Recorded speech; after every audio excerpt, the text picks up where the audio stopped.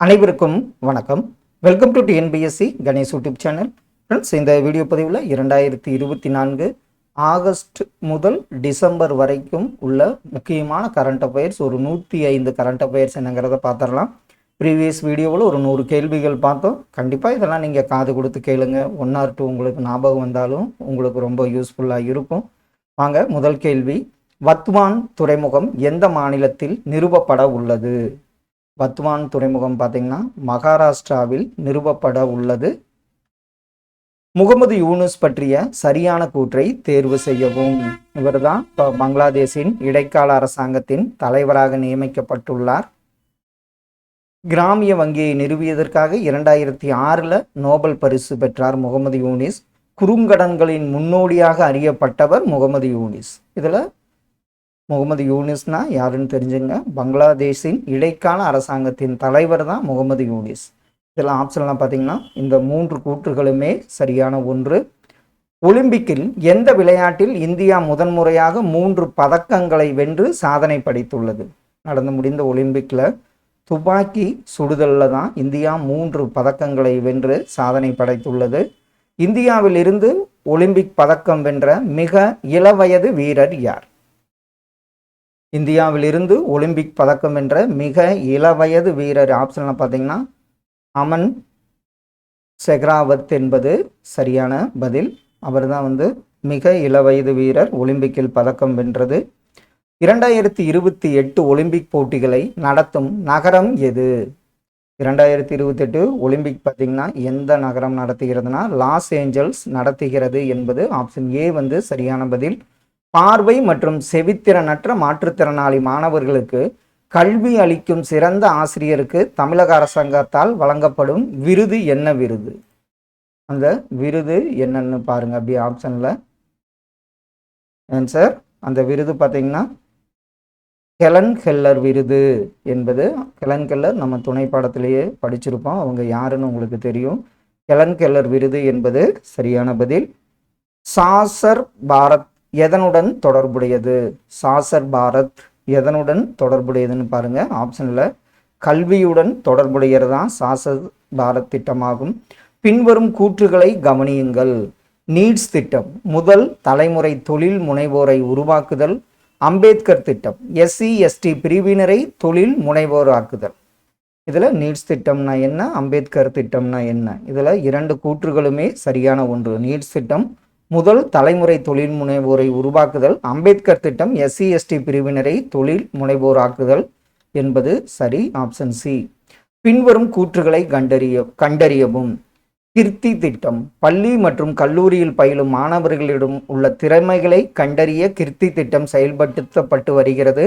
நாடு முழுவதும் உள்ள 1 லட்சம் திறமையான விளையாட்டு வீரர்களுக்கு சிறப்பான பயிற்சி அளிக்கப்படுகிறது.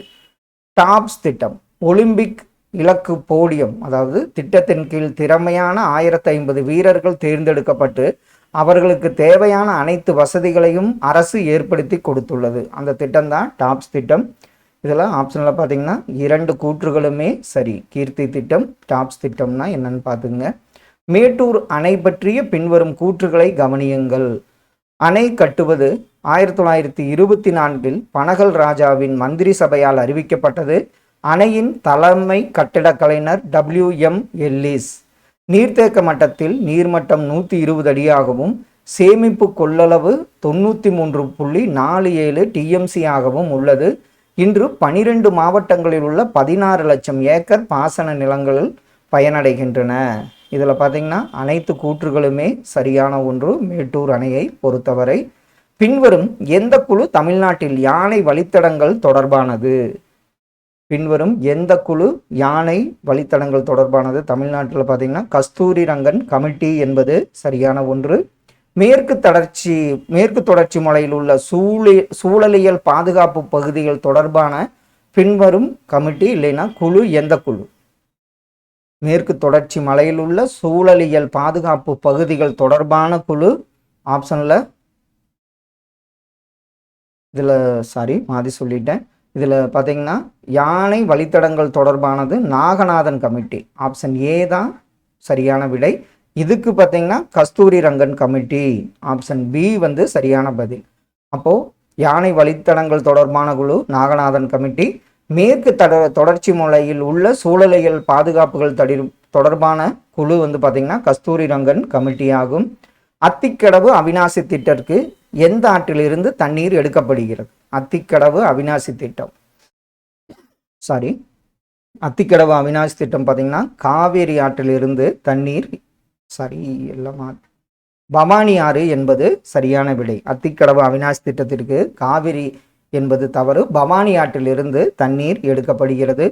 சர்வதேச விண்வெளி மையம் செல்லும் இந்திய விண்வெளி வீரர் இப்போ சென்றுட்டாரு. அது இப்போ தான் பார்த்தோம், 4 முறை தள்ளி வச்சு ஆக்சியம் அப்படிங்கிற இதில் சென்றாங்க. அவர் யாருன்னு பார்த்தீங்கன்னா சுபான்சு சுக்லா என்பது சரியான பதில். பின்வருவனவற்றில் இந்தியாவின் 2வது அணுசக்தி நீர்மூழ்கி கப்பல் எது? இந்தியாவின் 2வது அணுசக்தி நீர்மூழ்கி கப்பல் ஆப்ஷனில் INS அரிகாட் என்பது சரியான பதில். இந்தியாவின் முதல் மறுபயன்பாட்டு ஹைபிரிட் ராக்கெட்டின் பெயர் என்ன? ஹைபிரிட் ராக்கெட்டின் பெயர் என்ன? இந்தியாவின் முதல் மறுபயன்பாட்டு ஹைபிரிட் ராக்கெட்டின் பெயர் ரூமி 1 என்பது சரியான பதில். நாட்டின் முதல் விஞ்ஞான ரத்னா விருது யாருக்கு வழங்கப்பட்டுள்ளது? பாரத ரத்னா மாதிரி விஞ்ஞான ரத்னா. நாட்டின் முதல் விஞ்ஞான ரத்னா விருது பெற்றவர் ஜி பத்மநாபன் அவர்கள். பின்வரும் கூற்றுகளை கவனியுங்கள். தகைசால் தமிழர் விருது தமிழ் வளர்ச்சித்துறையால் வழங்கப்படுகிறது. 2024 ஆண்டிற்கான தகைசால் தமிழர் விருது குமரி அனந்தனுக்கு வழங்கப்பட்டுள்ளது. இதில் ஆப்ஷனில் பார்த்தீங்கன்னா 2 கூற்றுகளுமே சரியான ஒன்று. இப்போ குமரி அனந்தன் தவறிட்டாரு. குமரி அனந்தனுக்கு 2024 ஆண்டு தகைசால் தமிழர் விருது வழங்கப்பட்டது. அக்னி ஏவுகணையின் தந்தை என்று அழைக்கப்படுபவர் யார்? அக்னி ஏவுகணையின் தந்தை நம்ம RN அகர்வால் என்பவர் தான் அக்னி ஏவுகணையின் தந்தை என்று அழைக்கப்படுகிறார்.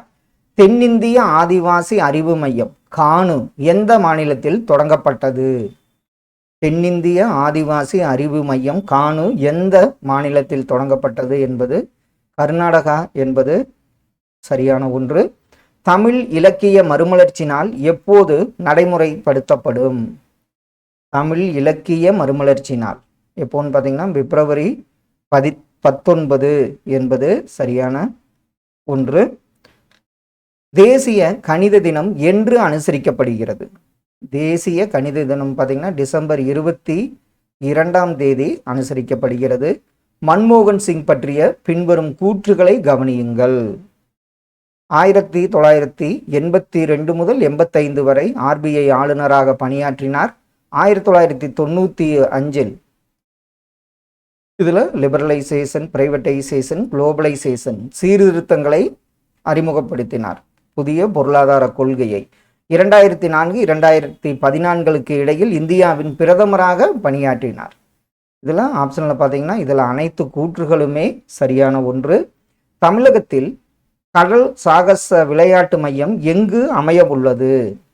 தமிழகத்தில் கடல் சாகச விளையாட்டு மையம் அமைய உள்ள இடம் தூத்துக்குடி என்பது சரியான பதில். சாகித்ய அகாடமி விருது பெற்ற திருநெல்வேலி எழுச்சியும் வ.உ.சி.யும் 1908 என்ற ஆய்வு நூலை எழுதியவர் யார்? திருநெல்வேலி எழுச்சியும் வ.உ.சி.யும் 1908 என்ற ஆய்வு நூலை எழுதியவர் ஆன்சர் வெங்கடாஜலபதி என்பது சரியான ஒன்று. தி சதானிக் வெர்சஸ் என்ற புத்தகத்தை எழுதியவர் யார்? தி சதானிக் வெர்சஸ் என்ற புத்தகத்தை எழுதியவர் சல்மான் ருஷ்டி. பாரதிய வாயுயான் விதேயக் பின்வரும் எந்த சட்டத்தை மாற்றியது? பாரதிய வாயுயான் விதேயக் பின்வரும் எந்த சட்டத்தை மாற்றியது? இது விமான சட்டம் 1934 மாற்றியது. புதிய குற்றவியல் சட்டத்தின் அனைத்து அம்சங்களையும் நடைமுறைப்படுத்த மாநிலங்களுக்கு எத்தனை ஆண்டுகள் மத்திய அரசு அவகாசம் அளித்துள்ளது? புதிய குற்றவியல் சட்டங்களை நடைமுறைப்படுத்த மாநிலங்களுக்கு மத்திய அரசு பார்த்தீங்கன்னா 5 ஆண்டுகள் அவகாசம் அளித்துள்ளது. பின்வரும் கூற்றுகளை கவனியுங்கள். மக்கள் பிரதிநிதித்துவ சட்டம் 1951 பிரிவு 33(7) ஒரு நபர் ஒரே நேரத்தில் 2 தொகுதிகளில் இருந்து ஒரே அலுவலகத்திற்கு தேர்தலில் போட்டியிட அனுமதிக்கிறது. லோக்சபா மாநிலத்தில் அல்லது மாநிலத்தில் 2 தொகுதிகளை பிரதிநிதித்துவப்படுத்தும் வேட்பாளர்களை பிரிவு 70 தடை செய்கிறது. இதில் ஆப்ஷனில் பார்த்தீங்கன்னா இதில் 2 கூற்றுகளுமே சரியான ஒன்று. பின்வரும் கூற்றுகளை கவனியுங்கள். டிசம்பர் 16 விஜய் திவாஸ் கொண்டாடப்படுகிறது. பாகிஸ்தான் வீரர்கள் இந்தியாவினிடம் சரணடைந்து வங்கதேசம் என்ற புதிய தேசம் உருவாக்கப்பட்டது. ஆப்ஷனில் பார்த்தீங்கன்னா இதில் 2 கூற்றுகளுமே சரியான ஒன்று. இந்திய அரசமைப்பு சட்டத்தின் 129வது திருத்தச் சட்டம் எதனுடன் தொடர்புடையது? 129வது திருத்தச் சட்டம் பார்த்தீங்கன்னா ஒரே நாடு ஒரே தேர்தலுடன் தொடர்புடையது. நல்லாட்சி தினம் என்று அனுசரிக்கப்படுகிறது? ஆப்ஷனில் பார்த்தீங்கன்னா நல்லாட்சி தினம் டிசம்பர் 25 அனுசரிக்கப்படுகிறது. 2025 குடியரசு தின அணிவகுப்பின் கருப்பொருள் என்ன? 2025 குடியரசு தினத்தின் அணிவகுப்பின் கருப்பொருள் என்னன்னு பார்த்தீங்கன்னா ஸ்வர்ணிம பாரத் விராசத் அவர் விகாஸ் என்பது தான் அதனுடைய கருப்பொருள் ஆகும். ஆப்ஷனில் ஸ்வர்ணிம் பாரத் விராசத் அவுர் விகாஸ் என்பது அதனுடைய கருப்பொருளாகும். போலோவரம் திட்டம் எந்த ஆற்றில் கட்டப்படுகிறது? போலோவரம் திட்டம் பார்த்தீங்கன்னா கோதாவரி ஆற்றின் மீது கட்டப்படுகிறது. ஜல் ஜீவன் மிஷன் பற்றிய பின்வரும் கூற்றுகளை கவனியுங்கள். அதிக குழாய் நீர் இணைப்பு உள்ள மாநிலம் உத்தரப்பிரதேசம். குறைந்த குழாய் நீர் இணைப்பு உள்ள மாநிலம் பீகார். இதை ஜல் ஜீவனில் 2 கூற்றுகளுமே சரியான ஒன்று. சுபோஜித் பஞ்சாயத்து திட்டம் எதனுடன் தொடர்புடையது? சுபோஜித் பஞ்சாயத்து திட்டம் எதனுடன் பார்த்தீங்கன்னா ஊட்டச்சத்து பாதுகாப்புடன் தொடர்புடையது. பின்வருவனவற்றில் எது கென்பெட்வா திட்டத்தால் பாதிக்கப்படும்? கென்பெட்வா திட்டம்னா ஆறுகளை இணைக்கும் திட்டம் தான் கென்பெட்வா திட்டம். அந்த திட்டத்தால் பாதிக்கப்படுவது எதுன்னு பார்த்தீங்கன்னா பன்னா புலிகள் காப்பகம் என்பது அந்த திட்டத்தால் பாதிக்கப்படும். புதுமை பெண் விரிவாக்க திட்டம் எந்த இடத்திலிருந்து தொடங்கப்பட்டது? புதுமை பெண் விரிவாக்க திட்டம் எந்த இடம்னு பார்த்தீங்கன்னா தூத்துக்குடியிலிருந்து தொடங்கப்பட்டது. இந்தியாவில் அதிக புலிகள் காப்பகங்கள் உள்ள மாநிலம் எது?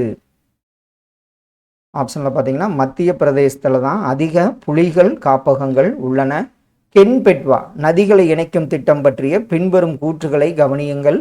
நதிகளை இணைக்கும் தேசிய முன்னோக்கு திட்டத்தின் கீழ் முதல் திட்டம் 1980 மத்திய பிரதேசத்தில் அமைந்துள்ளது. கென் அண்டு பெட்வா யமுனை நதியின் துணை நதிகள். இதில் அப்படியே ஆப்ஷனில் பார்த்தீங்கன்னா இதில் அனைத்து கூற்றுகளுமே சரி. கென் மற்றும் பெட்வா யமுனை நதியின் துணை நதிகளாகும். சரியான கூற்றுகளை தேர்ந்தெடுக்கவும். சர்வதேச மாற்றுத்திறனாளிகள் தினம் டிசம்பர் 3. அதே மாதிரி சர்வதேச மாற்றுத்திறனாளிகள் ஆண்டு 1981. இதில் ஆப்ஷனில் பார்த்தீங்கன்னா 2 கூற்றுகளுமே சரியான ஒன்று. பின்வருவனவற்றில் உலகின் முதல் ஏஐ பொறியாளர் யார்? ஏஐ ஆசிரியர் யாருன்னு பார்த்தோம். ஏஐ பொறியாளர் ஆப்ஷனில் ஆன்சர் சரிதான். டெவின் என்பவர் முதல் ஏஐ பொறியாளர் ஆவார். ஆபரேஷன் திரைநீக்கு எதனுடன் தொடர்புடையது? ஆபரேஷன் திரைநீக்கு என்பது சைபர் பாதுகாப்புடன் தொடர்புடைய திட்டமாகும். சரியான கூற்றை தேர்ந்தெடுக்கவும். காற்று மாசு கட்டுப்பாட்டு சட்டம் ஆப்ஷனில் பாருங்கள் 1955, காற்றின் தரச்சட்டம் 1967, காற்று சட்டம் 1981. இதில் அனைத்து கூற்றுகளுமே சரியான ஒன்றாகும். வில்லோ என்ற குவாண்டம் கம்ப்யூட்டிங் சிப்பை அறிமுகப்படுத்திய அமைப்பு எது? வில்லோ என்ற குவாண்டம் கம்ப்யூட்டிங் சிப்பை அறிமுகப்படுத்திய அமைப்பு கூகுள் என்பது சரியான ஒன்று. பின்வரும் எந்த ஒன்று மனிதனால் உருவாக்கப்பட்ட பொருள் சூரியனுக்கு மிக அருகில் சென்றது? இது ஆதித்ய எல்1 நம்ம அனுப்பணும். சூரியனுக்கு மிக அருகில் சென்ற பொருள் மனிதனால் உருவாக்கப்பட்ட எதுன்னு பாருங்க. ஆப்ஷனில் பார்க்கார் சோலார் ப்ரோப் என்பது தான் மனிதனால் உருவாக்கப்பட்டு சூரியனுக்கு மிக அருகில் சென்றது. தமிழக அரசு வழங்கும் வைக்கம் விருது யாருக்கு வழங்கப்பட்டது? ஆப்ஷன் பார்த்தீங்கன்னா தேவனூர் மகாதேவா அவர்களுக்கு தான் வைக்கம் விருது வழங்கப்பட்டது. இந்தியாவின் முதல் அரசியலமைப்பு அருங்காட்சியகம் எங்கு அமைய உள்ளது? முதல் அரசியலமைப்பு அருங்காட்சியகம் ஹரியானாவில் அமைய இருக்கிறது. 1999 நிறுவப்பட்ட G20 அதனுடைய முதன்மை நோக்கம் என்ன? G20யின் முதன்மை நோக்கம் பார்த்தீங்கன்னா நிதி நெருக்கடியை சமாளிக்க. 2025 G20 உச்சி மாநாடு எந்த நாட்டில் நடைபெற உள்ளது? G20 வந்து பார்த்தீங்கன்னா தென்னாப்பிரிக்காவில் நடைபெற உள்ளது. பிரச்சார் பாரதியின் ஓடிடி தளம் எவ்வாறு பெயரிடப்பட்டுள்ளது? பிரச்சார பாரதியின் ஓடிடி தளம் பார்த்தீங்கன்னா ஓடிடி தளம் வேவ்ஸ் என்ற பெயரில் பெயரிடப்பட்டுள்ளது. யார் விலகியதால் டாக்டர் அம்பேத்கர் அரசியல் நிர்ணய சபையில் இடம்பெற்றார்? அவர் யாருன்னு பார்த்தீங்கன்னா யோகேந்திரநாத் மண்டல் விலகியதால் அம்பேத்கர் வந்து இடம்பெற்றார். தமிழகத்தில் தங்க நகை தொழிற்பூங்கா எங்கு அமைய உள்ளது? தங்க நகை தொழிற்பூங்கா அமைய உள்ள இடம் கோயம்புத்தூர் என்பது சரியான ஒன்று. கீழ் கண்டவர்களில் செம்மொழி தமிழ் விருது பெற்றவர் யார்? செம்மொழி தமிழ் விருது பெற்றவர் செல்வராசன் என்பது சரியான பதில். மதம் மாறியவர்களுக்கு பட்டியல் இனத்தவர் அந்தஸ்தை வழங்குவதை ஆராயும் குழுவின் தலைவர் யார்? மதம் மாறியவர்களுக்கு பட்டியல் இனத்தவர் அந்தஸ்தை வழங்குவதை ஆராயும் குழுவின் தலைவர் பாலகிருஷ்ணன் ஆவார். பின்வரும் சரத்துக்களில் எது மாநில அரசுகள் கடன் வாங்குவது பற்றி கூறுகிறது? அந்த சரத்து எதுன்னு பார்த்தீங்கன்னா சரத்து 293 தான். மாநில அரசுகள் கடன் வாங்குவது பற்றி கூறும் சரத்தாகும். மாநில அரசு கடன் வாங்குவது தொடர்பான விதிகள் எதிலிருந்து ஏற்றுக்கொள்ளப்பட்டது? இது இந்திய அரசு சட்டம் 1935 படி ஏற்றுக்கொள்ளப்பட்டது. மதச்சார்பின்மை இந்திய அரசியலமைப்பின் அடிப்படை அம்சம் என்று உச்சநீதிமன்றம் எந்த வழக்கில் குறிப்பிட்டது? அந்த வழக்கு பார்த்தீங்கன்னா எஸ்ஆர் பொம்மை வழக்கில் தான் மதச்சார்பின்மை என்பது இந்திய அரசியலமைப்பின் அடிப்படை அம்சம் என்று உச்சநீதிமன்றம் கூறியது. 75வது அரசியலமைப்பு தினத்தின் கருப்பொருள் என்ன? 75வது அரசியலமைப்பு தினத்தின் கருப்பொருள் நமது அரசியலமைப்பு நமது மரியாதை என்பது சரியான ஒன்று. எந்த மொழியில் அரசியலமைப்பின் மொழிபெயர்ப்பை ஜனாதிபதி வெளியிட்டார்? ஆப்ஷன்ல பார்த்தீங்கன்னா சமஸ்கிருத மொழியில். குழந்தைகளுக்கு சமூக ஊடகங்களை தடை செய்த உலகின் முதல் நாடு எந்த நாடு? சமூக ஊடகங்களை தடை செய்த உலகின் முதல் நாடு ஆஸ்திரேலியா. பெண்களின் திருமண வயதை 18லிருந்து 21 உயர்த்த சட்டம் கொண்டு வந்த மாநிலம் எது? பெண்களின் திருமண வயதை 18லிருந்து 21 உயர்த்த சட்டம் கொண்டு வந்த மாநிலம் இமாச்சல பிரதேசம். பிரதமர் வித்யாலட்சுமி திட்டத்தின் நோக்கம் என்ன? பிரதமர் வித்யாலட்சுமி திட்டத்தின் நோக்கம் உயர் கல்விக்கு சிறந்த மாணவர்களுக்கு நிதியுதவி என்பது சரியான ஒன்று. தமிழக அரசு இன்னுயிர் காப்போம் திட்டத்தின் கீழ் வழங்கப்படும் நிதியை எத்தனை ரூபாயாக உயர்த்த உள்ளது? இன்னுயிர் காப்போம் திட்டத்தின் கீழ் உயர்த்தப்படும் தொகை 2 லட்சமாகும். கார்பன் கிரெடிட் ட்ரேடிட் திட்டம் எந்த சட்டத்தின் மூலம் உருவாக்கப்பட்டது? கார்பன் கிரெடிட் ட்ரேடிட் திட்டம் எந்த சட்டத்தின் மூலம் உருவாக்கப்பட்டதுன்னு பார்த்தீங்கன்னா ஆற்றல் பாதுகாப்பு சட்டம் மூலம் உருவாக்கப்பட்டது. புதுமை பெண் திட்டத்தால் அதிக மாணவர்கள் பயனடைந்த மாவட்டம் எந்த மாவட்டம்? ஆப்ஷன்ல பார்த்தீங்கன்னா சேலம் மாவட்டம் தான் புதுமை பெண் திட்டத்தால் அதிக மாணவர்கள் பயனடைந்த மாவட்டமாகும். மகிழ்முற்றம் திட்டத்தின் முதன்மை நோக்கம் என்ன? மகிழ்முற்றம் தலைமைத்துவத்தை மேம்படுத்துதல் என்பதுதான் இந்த திட்டத்தின் முக்கிய நோக்கமாகும். ஒரு தேசம் ஒரு சந்தா திட்டம் எந்த துறையுடன் தொடர்புடையது? ஒரு தேசம் ஒரு சந்தா திட்டம் இது கல்வியுடன் தொடர்புடையது. தமிழ்நாடு கடல்சார் வாரியம் எந்த மாவட்டத்தில் பசுமை துறைமுகத்தை உருவாக்க உள்ளது? அது எந்த மாவட்டம்னு பார்த்தீங்கன்னா கடலூர் மாவட்டம். நெட்சாரிம் காரிடார் எதனை இணைக்கிறது? நெட்சாரிம் காரிடார் எதனை இணைக்கிறதுன்னு பார்த்தீங்கன்னா இஸ்ரேல் மற்றும் மத்திய தரைக்கடலை இணைக்கிறது நெட்சாரிம் காரிடார். பின்வரும் கூற்றுகளை கவனியுங்கள். மண்டல கிராம வங்கிகள் சட்டம் 1976 நிறைவேற்றப்பட்டது. இந்தியாவில் தற்போது 43 மண்டல கிராம வங்கிகள் உள்ளன. இதில் 2 கூற்றுகளுமே சரியான ஒன்று. இஸ்ரோ தன் வேற்று கிரக ஆராய்ச்சி மையத்தை எங்கு தொடங்கியுள்ளது? தன் வேற்று கிரக ஆராய்ச்சி மையத்தை லடாக்கில் தொடங்கியுள்ளது. தேசிய கடல் தொழில்நுட்ப நிறுவனம் எங்கு அமைந்துள்ளது? தேசிய கடல் தொழில்நுட்ப நிறுவனம் அமைந்துள்ள இடம் சென்னை. நிலத்தடி நீர் மேலாண்மைக்காக மத்திய அரசு தொடங்கியுள்ள இணையதளம் எது? நிலத்தடி நீர் மேலாண்மைக்காக மத்திய அரசு தொடங்கியுள்ள இணையதளம் புகுநீர் என்பது சரி. பின்வரும் எந்த எழுத்தாளர் 2024ஆம் ஆண்டுக்கான புக்கர் பரிசை வென்றார்? அந்த எழுத்தாளர் சமந்தா ஹார்வி என்பவர் புக்கர் பரிசு 2024ஐ பெற்றவர். சரியான கூற்றை தேர்ந்தெடுக்கவும். 2004இல் செம்மொழி அந்தஸ்தை பெற்ற முதல் மொழி தமிழ். பெங்காலி, மராத்தி, அசாமி, பாலி, பிராகிருதம் ஆகிய மொழி செம்மொழி அந்தஸ்தை பெற உள்ளன. இதில் ஆப்ஷனில் பார்த்தீங்கன்னா 2 கூற்றுகளுமே சரியான ஒன்று. தமிழ்நாடு தனிப்பெருங்கருணை தினத்தை என்று அனுசரிக்கிறது? பெருங்கருணை தினம். ஆன்சர் அக்டோபர் 5இல் அனுசரிக்கிறது. சரியான கூற்றை தேர்ந்தெடுக்கவும். இயற்பியலுக்கான நோபல் பரிசு 2024 ஜான் ஹாப்ஃபீல்டு மற்றும் ஜெஃப்ரி ஹிண்டனுக்கு வழங்கப்பட்டுள்ளது. இயற்பியல் கூறுகளிலிருந்து இன்றைய சக்தி வாய்ந்த இயந்திர கற்றலுக்கான அடிப்படை நடைமுறைகளை மேம்படுத்தியதற்காக அவர்களுக்கு பரிசு வழங்கப்பட்டது. இதில் ஆப்ஷனில் பார்த்தீங்கன்னா 2 கூற்றுகளுமே சரி. 2024 இயற்பியலுக்கான நோபல் பரிசு பெற்றவர்கள் ஜான் ஹாப்ஃபீல்டு மற்றும் ஜெஃப்ரி ஹிண்டன். தேசிய கடல்சார் பாரம்பரிய வளாகம் எங்கு அமைய உள்ளது? தேசிய கடல்சார் பாரம்பரிய வளாகம் பார்த்தீங்கன்னா லோத்தலில் அமைய உள்ளது. சரியான கூற்றை தேர்ந்தெடுக்கவும். 2024 வேதியியலுக்கான நோபல் பரிசு டேவிட் பேக்கர், ஜான் ஜம்பர் மற்றும் டெமிஸ் ஹசாபிஸ் ஆகியோருக்கு வழங்கப்பட்டுள்ளது. புரதம் வடிவமைப்பு மற்றும் கட்டமைப்பு தொடர்பான ஆராய்ச்சிக்காக அவர்களுக்கு பரிசு வழங்கப்பட்டது. ஆப்ஷனில் 2 கூற்றுகளுமே சரி. வேதியியலுக்கான நோபல் பரிசு பெற்றவர்கள் டேவிட் பேக்கர், ஜான் ஜம்பர் மற்றும் டெமிஸ் ஹசாபிஸ் அப்படிங்கிறத ஞாபகம் வச்சுங்க. இலக்கியத்துக்கான நோபல் பரிசு 2024 யாருக்கு வழங்கப்பட்டது?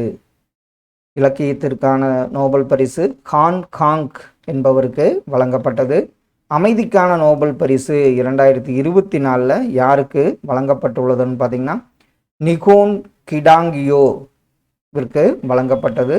தமிழ்நாட்டின் முதல் இரவு வான்பூங்கா எங்கு நிறுவப்பட்டுள்ளது? முதல் இரவு வான்பூங்கா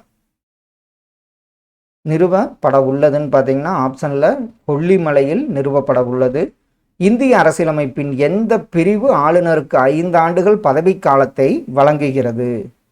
அது எந்த பிரிவுன்னு பார்த்தீங்கன்னா பிரிவு 156இல் 3 என்ற பிரிவு ஆளுநருக்கு 5 ஆண்டுகள் பதவிக்காலத்தை வழங்குகிறது. எத்தனை வயதுக்கு மேற்பட்ட மூத்த குடிமக்களுக்கு ஆயுஷ்மான் பாரத் திட்டத்தின் கீழ் 5 லட்சம் மருத்துவ காப்பீடு வழங்க மத்திய அரசு அறிவித்துள்ளது? அது 70 வயதுக்கு மேற்பட்ட மூத்த குடிமக்களுக்கு வழங்கப்படுகிறது. முத்ரா திட்டத்தின் தருண் பிளஸ் பிரிவின் கீழ் எத்தனை ரூபாய் கடன் வழங்கப்படும்? முத்ரா திட்டத்தில் தருண் பிளஸ் பிரிவின் கீழ் எத்தனை ரூபாய் கடன் வழங்கப்படும் பார்த்தீங்கன்னா 20 லட்சம் ரூபாய் வரை கடன் வழங்கப்படும். சரியான கூற்றை தேர்ந்தெடுக்கவும். ஆயுஷ்மான் பாரத் திட்டத்தில் இருந்து 70 வயது மற்றும் அதற்கு மேற்பட்ட மூத்த குடிமக்கள் 5 லட்சம் மருத்துவ காப்பீடு பெறுவார்கள். பயனாளிகளுக்கு ஆயுஷ்மான் வய வந்தனா அட்டை வழங்கப்படும். இதில் 2 கூற்றுகளுமே சரியான ஒன்று. பொருளாதாரத்திற்கான நோபல் பரிசு 2024 யாருக்கு வழங்கப்பட்டது? அவர் யாருன்னு பார்த்தீங்கன்னா டாரன் அசமோக்லு, சைமன் ஜான்சன், ஜேம்ஸ் ராபின்சன். இந்த 3 பேருக்குமே பொருளாதாரத்திற்கான நோபல் பரிசு வழங்கப்பட்டது. உலகின் மிகப்பெரிய சூப்பர் கம்ப்யூட்டர் எது? இதில் பிராண்டியர் என்பதுதான் உலகத்திலேயே மிகப்பெரிய சூப்பர் கம்ப்யூட்டர் ஆகும். இஸ்ரோவின் சுக்ராயன் 1 திட்டம் எந்த கிரகத்துடன் தொடர்புடையது? சுக்ராயன் 1 பார்த்தீங்கன்னா வெள்ளி கிரகத்துடன் தொடர்புடைய திட்டமாகும். இஸ்ரோவின் எந்த செயற்கைக்கோள் கருந்துளை சுற்றிய வெடிப்பினை படம் பிடித்துள்ளது? அது எந்த செயற்கைக்கோள்னா பார்த்தீங்கன்னா ஆஸ்ட்ரோசாட் என்ற செயற்கைக்கோள். யாருடைய பிறந்த நாளில் ராஷ்டிரிய ஏக்தா திவாஸ் அனுசரிக்கப்படுகிறது? யாருடைய பிறந்த நாளில் ராஷ்டிரிய ஏக்தா திவாஸ்னா சர்தார் வல்லபாய் பட்டேல் என்பது சரியான ஒன்று. தேசிய ஊட்டச்சத்து வாரம் எப்போது கடைபிடிக்கப்படுகிறது? செப்டம்பர் 1 முதல் செப்டம்பர் 7 வரை தேசிய ஊட்டச்சத்து வாரம் கடைபிடிக்கப்படுகிறது. இந்தியாவின் முதல் வந்தே மெட்ரோ ரயில் எங்கு தொடங்கப்பட்டது?